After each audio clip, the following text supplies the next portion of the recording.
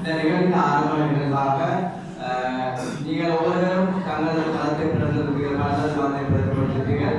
அந்த வகையில் இரண்டு உங்களுடைய மௌன பிரார்த்தனையை ஏற்றுக்கொள்ளுமாறு கேட்டுக்கொள்கிறோம்.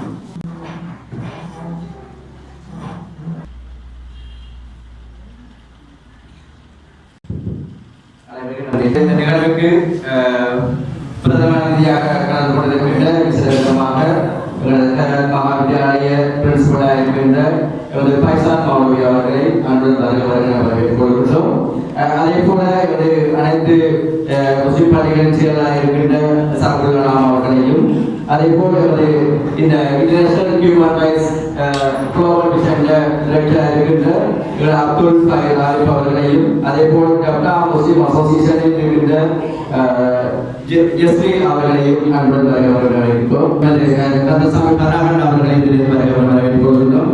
குறிப்பாக நாங்கள் பேசுவதை வரவேற்க முடியாத யாராக இருந்தாலும் அனைவரையும் அன்புடன் வரவேற்கொண்டு இன்றைய நிகழ்வானது நாங்கள் தெரியும் சர்வோதயம், அதே போல் சர்வத்துடன் இருக்கிற யூஆர்ஐ, அதே போல் international human rights global mission என்ற இந்த மூன்று அமைப்புகளும் ஒன்றாக இணைந்து இரண்டு அமைப்புகள் ஒன்றாக இணைந்து இந்த நிகழ்வை முதலாக மேற்கொள்கிறோம்.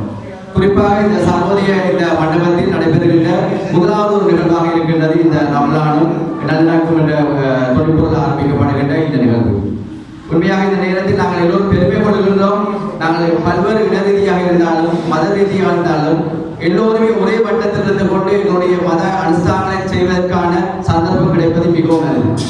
நான் ஒரு இந்துவாக இருக்கலாம், அல்லது கிறிஸ்தவனாக இருக்கலாம், அல்லது இஸ்லாமியராக இருக்கலாம், பௌத்தராக இருக்கலாம். நாங்கள் அனைவரும் எங்களுடைய ஒரு தனிக்கப்பட்ட ஒரு இடத்தில் எங்களுடைய மத அனுஷ்டான கலாச்சாரங்களை மற்றவர்கள் புரிவதற்கான சந்தர்ப்பத்தை கொடுப்பது மிகவும் குறைவாக இருந்தது.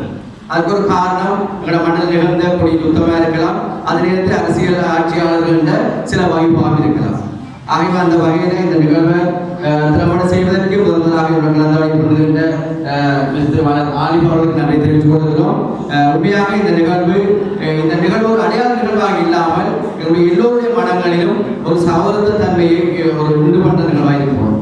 குறிப்பாக இங்கே தயாரிக்கப்பட்ட உணவு எல்லோரும் நாங்கள் பகிர்ந்து உணவருந்த போகின்றோம். அந்த வகையில் இந்த உணவுன்ற அடையாளம் 7 நோன்பு பிறநாளை நாம் கொண்டாடுகின்றோம். அல்லது 7 நோன்பு அல்லது 40 நாட்கள் நாங்கள் இஸ்லாமிய மதம் என்ற ரீதியில் இல்லாமல் எல்லா மதங்களிலும் இவ்வாறான சடங்குகள் இருக்கின்றன. ஆனால் இன்றைய தினம் விசேட விதமாக இந்த இஸ்லாமியர் இந்த புனிதமான இந்த ரமலான் காலப்பகுதியில் அவர்கள் கையாளுகின்ற விடயங்கள் எந்த ஒரு வகையில் எமது சமூக நல்லிணக்கத்தோடு கொண்டிருக்கின்றன. குறிப்பாக இந்த சுகாதார ரீதியாக இருக்கலாம், அல்லது எங்களுடைய உடல் ஆரோக்கியத்தை மேம்படுத்தும் நிகழ்வாக இருக்கலாம். ஆகவே என்னை பொறுத்தவரைக்கும் உண்மையாக மதங்கள் சொல்லப்பட்ட பல்வேறு விடயங்கள் எங்களுடைய விஞ்ஞானத்துடன் இணைந்ததாக காணப்படுகிறது. ஆகவே இந்த நிகழ்வில் வருகின்ற அனைவரையும் நான் வரவேற்றுக் கொண்டு அடுத்ததாக எமது யூஆர்ஐ நிறுவனத்தின் தலைவராக இருக்கின்ற சபேசன் அவர்களை ஒரு சில வார்த்தை உரையாற்றுமாறு அனுப்புகிறேன். வணக்கம்.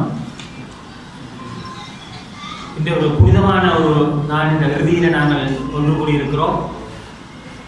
எல்லா புகழும் இறைவனுக்கு என்ற இஸ்லாமியர்களின் உன்னதமான புனிதமான இந்த வாசகத்தை கொண்டு வாழ்பவர்கள் அவர்களுடைய வழியில நாம் எல்லோரும் இன மதம் மொழி என்ற வேறுபாடு இல்லாமல் ஒன்று கூடுகின்ற இந்த இடமாக ஒரு தளமாக இருக்கின்றது இந்த யூஆர்ஐ என்று சொல்லப்படுகின்ற அமைப்பு. இந்த யூஆர்ஐ என்ற மதம் கொண்ட யானை பாகனையும் கொள்ளும் என்று அத்தகைய ஒரு வலிமை மிக்கது அந்த மதம். அந்த மதத்தை நாம் ஒன்று சேர்ந்து அதில் வேறுபாடு காட்டாமல் நாம் ஒற்றுமையாக இருக்க வேண்டும். அதன் மூலமாக நாங்கள் சமூக நல்லிணங்களை வளர்க்க வேண்டும் என்பதற்காகத்தான் இந்த அமைப்பு உருவாக்கப்பட்டது. அதில் தான் நாங்கள் எல்லாரும் இன்றைக்கு சார் சொன்னது போல ஹிந்துக்கள், இஸ்லாமியர்கள், கிறிஸ்தவர்கள் மற்றும் பௌத்தர்கள் என்ற வேறுபாடு இல்லாமல் அனைவரும் ஒருவர் மனிதர் என்ற ரீதியில் நாங்கள் செயற்பட வேண்டும் என்பதற்காகத்தான் இந்த அமைப்பின் ஊடாக பல வேலை திட்டங்களை எடுத்துக்கொண்டு செல்கிறோம். அந்த வகையில் இன்றைக்கு இஸ்லாமியருடைய புனித நோன்பான இந்த ரம்சான் நோன்பை இறுதி நாளில் உங்கள் அனைவரையும் சந்திப்பதில் மிக்க மகிழ்ச்சி அடைகிறோம்.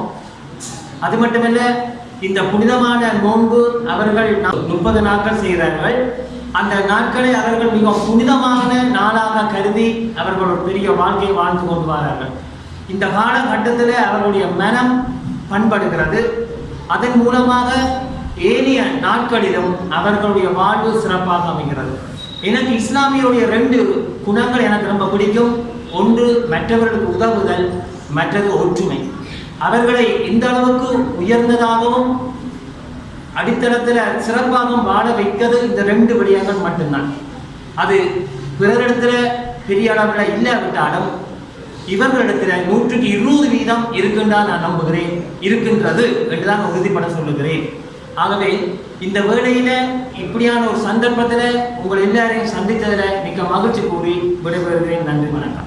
பெருமதியான நேரத்தை உடைய கல்வி நேரத்தையும் பாராமல் எங்களுக்கான இந்த நிகழ்வை வெற்றிகரமாக செய்வதற்கு நன்றி கொண்டு அடுத்ததாக international human rights global vision director mister Abdul Bhai Arif அவர்களை ஒரு சில வார்த்தை உரையாற்றுமாறு அனுமதிக்கிறேன். சாந்தியும் சமாதானமும்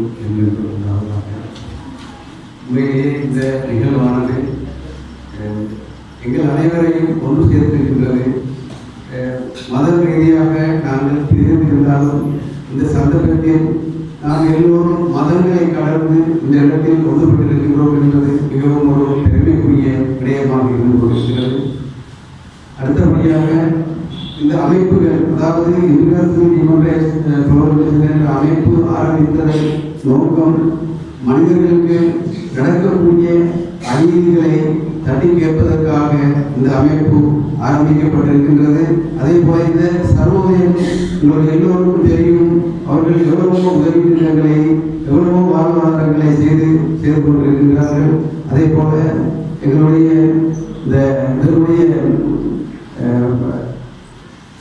ஜீவமாக இருக்கக்கூடிய எங்களுடைய ஐயா அவர்கள் நிறைய உதவி திட்டங்களை மனித ரீதியாக செய்து கொண்டிருக்கின்றார்.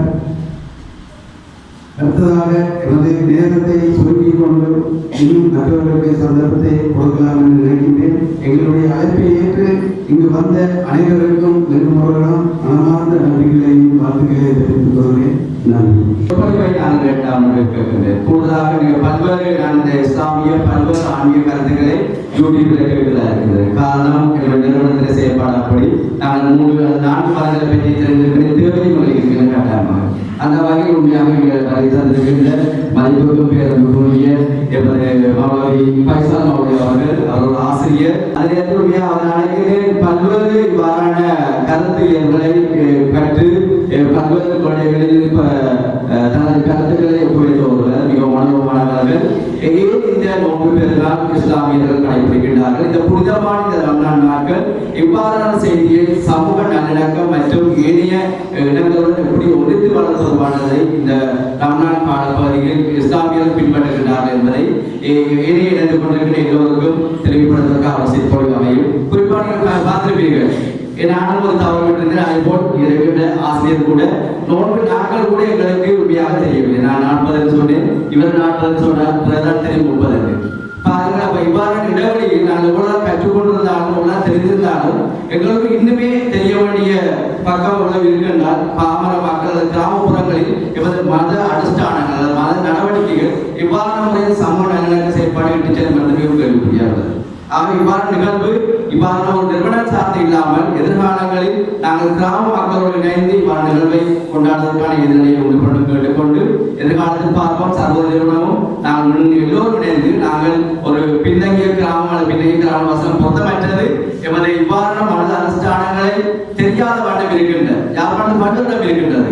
அவர்களும் கூட நாங்கள் இந்த செய்திகளை செய்ய வேண்டிய பொறுப்பிருக்கிறோம். அது நல்லிணக்கம் என்பது மிகவும் ஒரு பிரதானம். அதன் சமூகத்தில் வழிகாட்டுவது நினைக்கிறேன். அந்த வகையில் இந்த நோன்பு புனிதமான ரமலான் காலத்தில் இருக்கின்ற இந்த நல்ல செய்திகளையும் இவ்வாறான செயற்பாடுகள் இஸ்லாமியர்கள் மிகவும் புனிதமான நாட்களாக கடைபிடிக்கின்றதுவான ஒரு சொற்பொழிவை ஆற்றுமாறு மதிப்புக்கு பேரக்கூடிய மௌலியவர்களை அனுமதிக்கிறேன்.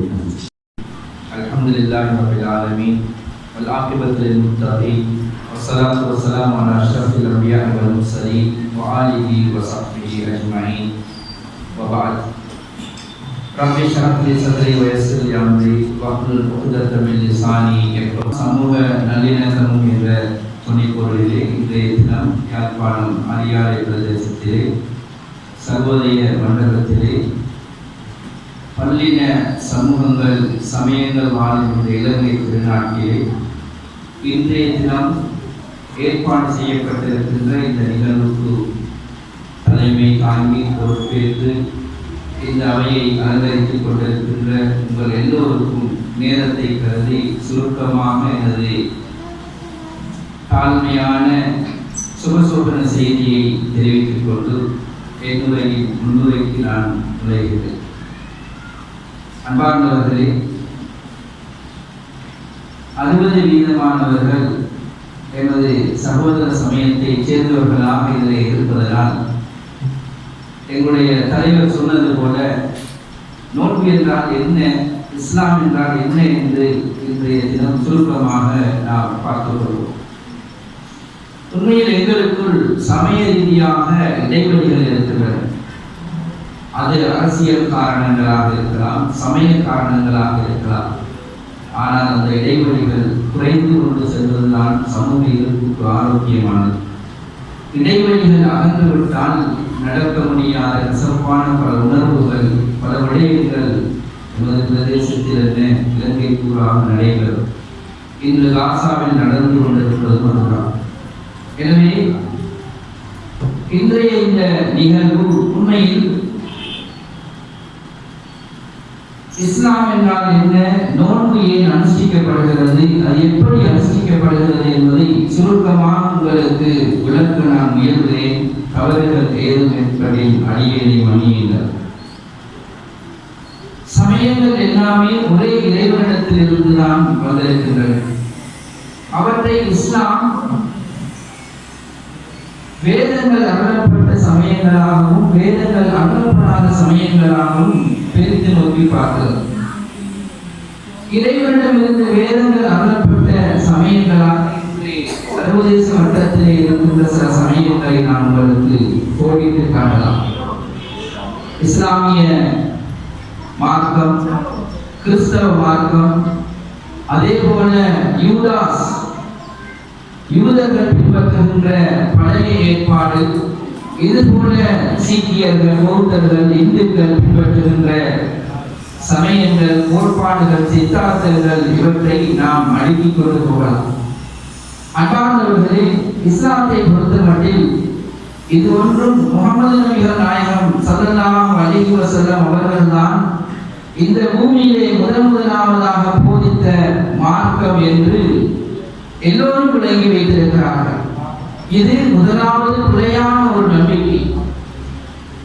முகமது நபி அவர்கள் முதலில் இந்த உலகத்தில் இஸ்லாத்தை பரப்பவில்லை, அறிமுகப்படுத்தவும் இல்லை.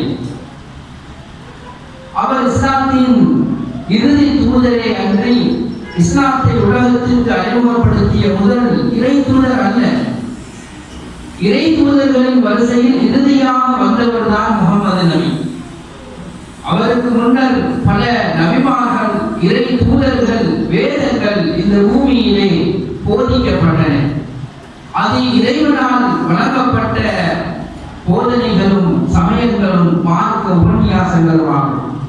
அந்த அடிப்படையில் தான் யூதர்கள் பின்பற்றுகின்ற தோரா என்று சொல்லுகின்ற பைபிளிலே இடம்பெற்றிருக்கின்ற பழைய ஏற்பாடு, புதிய ஏற்பாடு என்று கிறிஸ்தவர்கள் வைத்திருக்கின்ற பைபிளிலே அதை இஞ்சில் என்று நாம் அழைக்கின்றோம். அது ஈசா நபி அவர்களுக்கு இயேசு கிறிஸ்து அவர் மீது சாந்தியும் சமாதானமும் உண்டாவதாக அவருக்கு வழங்கப்பட்ட புதிய ஏற்பாடு.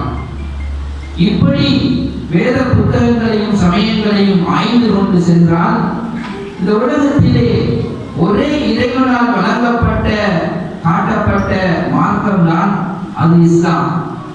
இதை சுருக்கமாக சொல்வதாக இருந்தால், அல் குர்ஆனிலே ஒரு இடத்திலே இறைவன் வலகத் பஅஸ்னா ஃபீ குல்லி உம்மத்தின் ரசூலா அன் இஅ்புதுல்லாஹ வஜ்தனிபுத் தாகூத். சமுதாயத்திற்கும் காலத்திற்கு காலம் இறை தூதர்களை அனுப்பி கொண்டே இருந்தோம். அவர்கள் அந்த மக்களுக்கு போதித்ததெல்லாம் ஒரே இறைவனான அல்லாஹ்வை. இதற்கு முன்னர் வந்த வேதங்களையும் நபிமார்களையும் இறை தூதர்களையும் ஒரே குலத்திலிருந்து ஒரே போதனையோடு ஒரே இறைவனிடத்திலிருந்து தான் இந்த பூமிக்கு வந்தார்கள்.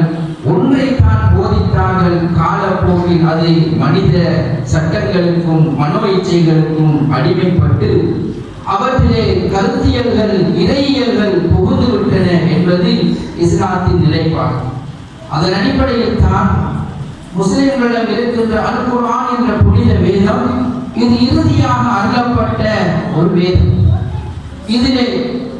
இதற்கு முன்னர் அருளப்பட்ட பல வேதங்களின் சமூகங்களின் கதைகள் இருக்கின்றன, சம்பவங்கள் இருக்கின்றன.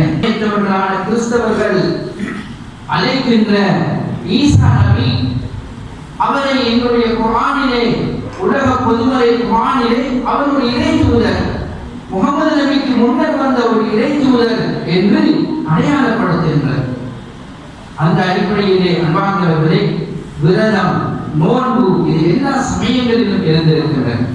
கிறிஸ்தவ சமயத்திலும் மார்க்கத்திலும் விரதம் இருக்கிறது, இந்து சமயத்திலும் விரதம் இருக்கிறது, தோராவை பின்பற்றுகின்ற சமயத்தவர்களுக்கு மத்தியிலும் விரதம், நோன்பு இருக்கிறது என்றால் அதன் அடிப்படை என்னவென்றால் இது ஒரே இறைவனிடம் இருந்து அருளப்பட்ட வேதங்கள், வழிகாட்டங்கள். எனவேதான் இஸ்லாம் என்பது ஒரு வாழ்க்கை நெறி. இஸ்லாம் என்பது ஒரு மனிதன் இந்த உலகத்திலே பிறந்தது முதல் இறக்கும் வரை, இறந்த பிறகும் அவனுக்குரிய சட்டங்கள் என்ன என்று வழிகாட்டி கொண்டிருக்கின்ற ஒரு தூய்மையான கொள்கை. அதன் விசேஷம் என்னவென்றால் ஓரிரை கொள்கை. இறைவன் ஒருவன் என்ற கொள்கைதான் அதிலே மிகவும் பிடித்தமான ஒரு போற்றத்தக்க ஒரு கொள்கை. ஏனைய சமயங்களை விட இறைவன் ஒருவன் மாத்திரமே, அவனை அல்லாஹ் என்று நாம் அழைக்கின்றோம். அவனுக்கான வரைவிலக்கணம் என்ன? இஸ்லாத்தை பொறுத்த மட்டில் கடவுளுக்கு இருக்க வேண்டிய வரைவிலக்கணம் என்ன? இந்த வரைவிலக்கணம் இருந்தாலே அவன் கடவுள். எனவேதான் இறைவன் அவன் ஒருவனாக இருக்க வேண்டும், பலராக இருக்க முடியாது. இரண்டாவது, அவன் எவ்வித தேவையும் அற்றவனாக இருக்க வேண்டும். தேவை உடையவனாக இருந்தால் அவன் கடவுளாக இருக்க முடியாது. இரண்டாவது நம்பிக்கை. மூன்றாவது, அவன் யாரையும் பெறவும் இல்லை, யாராலும் பெறப்படவும் இல்லை. அவனுக்கு குழந்தைகள் யாருமே இல்லை, மனைவி மக்களும் கிடையாது, பெற்றோரும் அவனுக்கு இருக்க முடியாது. இருந்தால் அவர்கள் மனித பிறப்புக்கு ஒப்பாகி விடுவார்கள். அதே போல நான் ஐந்தாவது கான்செப்ட், ஐந்தாவது இந்த உறுதியான ஒன்று, வலம் எகுண்டவும் குருவன் அகத்.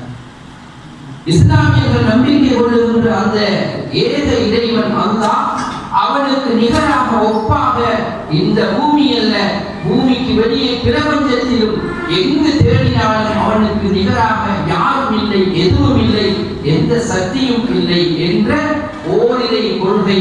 இதுதான் இஸ்லாத்தின் அடிப்படை அடிநாதம். இது இல்லை என்றால் இஸ்லாமை தகர்ந்துவிடும். இதுதான் ஏனைய சமயங்களுக்கும் இஸ்லாத்துக்கும் இடையிலான முக்கியமான ஒரு பிரிவோடு.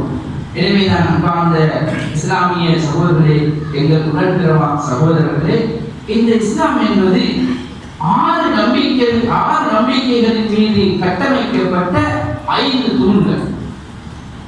இஸ்லாம் என்பது 6 நம்பிக்கைகள் மீது கொண்டமைந்த 5 தூண்கள். இறைவனை ஒரு முஸ்லிம் கட்டாயம் நம்ப வேண்டும். அவன் அல்லாஹ் என்று அழைக்கப்படுகிறான். இரண்டாவதாக, அவனால் படைக்கப்பட்ட மலக்குகளை, வான தூதர்களை நம்ப வேண்டும். மூன்றாவதாக, அவனால் அருளப்பட்ட எல்லா வேதங்களையும் நம்ப வேண்டும். அது பைபிளாக இருக்கலாம், தோராவாக இருக்கலாம், சீக்கிய மதத்திற்கு வழங்கப்பட்ட வழிகாட்டுதலாக இருக்கலாம். இப்படி அவற்றை நம்ப வேண்டும். நான்காவதாக, இறை தூதர்கள், எல்லா இறை தூதர்களையும் நம்ப வேண்டும். உலகத்திற்கு இறைவனால் அனுப்பப்பட்ட இறை தூதர்களில் ஒருவரையாவது ஒரு முஸ்லிம் ஏற்க மறுத்தால் அவர் இஸ்லாத்தின் வட்டத்தை விட்டு வெளியே சென்று விடுவார். இதை சுருக்கமாக நான் உங்களுக்கு சொல்வதாக இருந்தால், இயேசு கிறிஸ்து அவரின் மீது இறைவனின் சாந்தியும் சமாதானமும் உண்டாகட்டும். ஈசா நபியை ஒரு முஸ்லிம் அவர் இறை தூதர் இல்லை என்று நம்ப மறுத்தால் அவர் முஸ்லிமாக இருக்க முடியாது. அவரை நாங்கள் முஸ்லிம்களாக அங்கீகரிக்கவும் மாட்டோம், இறைவனும் அவரை ஏற்றுக்கொள்ள மாட்டார். இந்த அளவுக்கு இஸ்லாத்திலே சகிப்புத்தன்மை, சகவாழ்வு, புரிந்துணர்வு, அடுத்த சமயத்தின் கொள்கைகளை சரியாக இருந்தால் உள்வாங்கிக் கொள்ளுகின்ற அளவுக்கு இஸ்லாம் ஒரு சகிப்புத்தன்மை மிக்க மார்க்கம். எனவேதான் முகமது நபியை ஏற்றுக்கொள்ளாதவர்கள் கிறிஸ்தவர்கள், அவர்கள் கிறிஸ்தவர்களாக இருக்க முடியும். ஆனால் இஸ்லாத்தை பொறுத்த மட்டில் ஈசா நபியை ஏற்றுக்கொள்ளாதவர் முஸ்லிமாக இருக்க முடியாது. இயேசு கிறிஸ்துவுக்கு முன்னர் வந்த மோசஸ், பைபிளிலே மோசஸ் என்று அழைக்கப்படுகின்ற, அல் குர்ஆனிலே மூசா என்று அழைக்கப்படுகின்ற இறைதூதரை முஸ்லிம்களில் யாராவது ஒருவர் மறுத்தால் அவர் இறைதூதர் இல்லை என்றால் அவர் முஸ்லிமாக இருக்க முடியாது. அதே போலதான் டேவிட் என்று நோவா, ஆதாம், ஏவாள் முழு வரலாறையும் பார்க்கிறோம். எல்லா நபிமார்களையும் இறைதூதர்களையும் ஒரு முஸ்லிம் நம்பியே ஆக வேண்டும். ஐந்தாவதாக மனிதன். நான் ஏன் பிறந்தேன், ஏன் வாழ்கிறேன், ஏன் மரணிக்கிறேன், இதற்கு பின்னால் என்ன இருக்கிறது என்ற வாழ்க்கையின் யதார்த்தம் ஒன்று இருக்கிறது. அந்த யதார்த்தத்தை எங்களுக்கு ஒரு நம்பிக்கையாக இஸ்லாம் சொல்கிறது. மறுமை வாழ்வு. இந்த உலகம் பிறந்த ஒரு நாள் இருந்தது. இந்த உலகம் ஒரு நாள் தீர்ந்து போகும், அழிந்து போய்விடும். மனிதர்கள் முழு பிரபஞ்சமும் அழிந்துவிடும். அந்த நாளை ஒரு முஸ்லிம் கட்டாயம் நம்ப வேண்டும். அது மறுமை நாள் அல்லது இறுதி நாள் என்று நாம் அழைக்கின்றோம். இது ஐந்தாவது நம்பிக்கை. ஆறாவது நம்பிக்கை விதி. ஒவ்வொரு மனிதனும் பிறப்பதற்கு முன்னரே இறைவன் அவனுடைய விதியை எழுதிவிட்டார். அதை நாம் கலாக்கது என்று அழைக்கின்றோம் அரபியிலே. எனவே இந்த விதியையும் நம்ப வேண்டும். உலகத்தில் எவரொருவருக்கு என்ன நடந்தாலும் இந்த உலகத்திலே அது இறைவனின் ஏற்பாடு. இறைவன் ஏற்கனவே இப்படி ஒன்று இந்த பூமியில் நடக்கும் என்று அறிந்து அதை எழுதி வைத்தார். அதன் பிறகாலும் இந்த பூமியிலே அது நடைபெறுகிறது என்ற இந்த 6 நம்பிக்கைகளோடு 5 தூண்களின் மீது கட்டப்பட்ட மார்க்கம் இந்த இஸ்லாம். முதலாவதாக ஒருவன் வணங்கி வழிபடுவதற்கு தகுதியானவன் அல்லாஹ்வை தவிர வேறு யாரும் இல்லை என்று உள்ளத்தால் ஏற்று உதட்டினால் மொழிந்து அவன் உடலுறுப்புகளால் செயல்படுத்த வேண்டும். இது ஷஹாதா. எனவே அதன் அடிப்படையில் இறைவனால் அனுப்பப்பட்ட இறுதி தூதர் முகமது நபி ஸல்லல்லாஹு அவர்களை அவன் ஏற்றுக்கொள்ள வேண்டும். அவருடைய வழிகாட்டல் தான் தன்னுடைய வாழ்க்கையின் வழிகாட்டல் என்று ஏற்றுக்கொள்ள வேண்டும். இது முதலாவது தூண். இரண்டாவது தூண், ஒரு நாளைக்கு ஒரு முஸ்லிம் 5 விடுத்தம் ஆக குறைந்தபட்சம் தொழுகையை நிலைநாட்ட வேண்டும். அது சுபஹ் என்று அதிகாலையில் அந்த தொழுகை ஆரம்பிக்கிறது.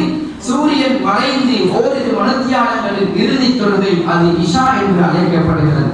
இதற்கு இடையே லுகர் என்று ஒரு தொழுகை. சூரியன் உச்சியிலிருந்து நீங்கிவிட்டால் பின்னர் சூரியன் உச்சியிலிருந்து நீங்கி அதன் நிழல் 2 ஈட்டி முனை அளவு சென்று விட்டால் அசர் தொழுகை என்ற ஒரு தொழுகை இருக்கிறது.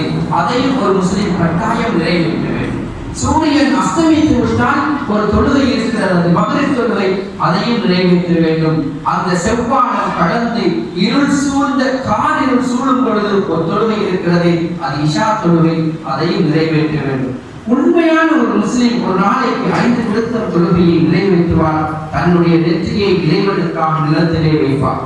அது நிலத்திலே வைக்கப்படும் இடம்தான் மஸ்ஜித் என்று அழைக்கப்படுகிறது.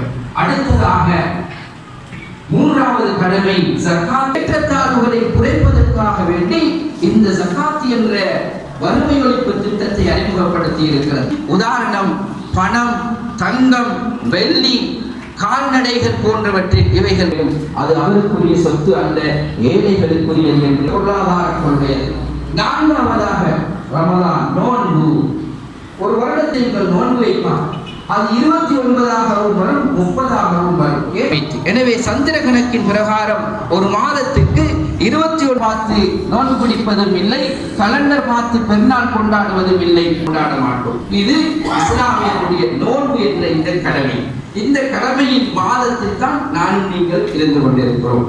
5வதாக நகருக்கு சென்று முதலாவதாக இந்த பூமியிலே நிர்மாணிக்கப்பட்ட ஆலயம் காபத்துல்லாவை ஒரு முஸ்லிம் வாழ்நாளிலே ஆயுளில் ஒரு தடவை யாருக்கு அவர் இருக்கும் வாழும் தேசத்திலிருந்து ஒரே ஒரு தடவை மாத்திரமே இந்த புனித யாத்திரை கடமை. ஆக மொத்தத்திலே 5 கடமைகள் இஸ்லாத்திலே. அதில் ஒரு சாமானிய முஸ்லிமின் மீது 2 அல்லது 3 கடமைகள் மாத்திரமே மிஞ்சி விடுகின்றன. ஏனையவைகள் செல்வந்தர்கள் மீது அது கடமையாக இருக்கிறது.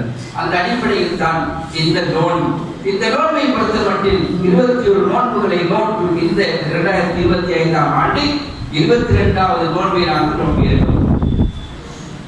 இன்னும் ஒரு கிழமையிலே எங்களுடைய இந்த நோன்பு முடிவதற்கான சாத்தியம் கூறியிருக்கிறது.